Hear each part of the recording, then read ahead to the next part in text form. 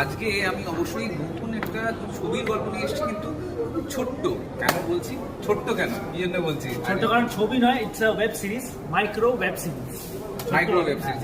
এটা কিন্তু খুব একটা দেখা যায় না, বাট একদমই দেখা যায় না, প্রথমবারই হচ্ছে। আই থিঙ্ক বাংলাতে তো প্রথমবারই হচ্ছে।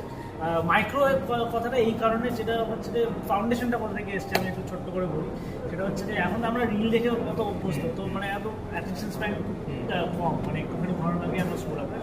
তো এখন যখন ওইভাবে প্রোগ্রাম হয়ে গেছে মাইন্ডটা, সো উই থট যে why not make it a web সিরিজও আমরা বানাই, যে ইটস সাচ মাইন্ড। এবার একটা গল্প বলতে গেলে তো হয়, তো আমরা এপিসোডিক লেন্থটা আমরা খুব কমিয়ে নিয়েছি, ইন জাস্ট 20 to 21 মিনিটস।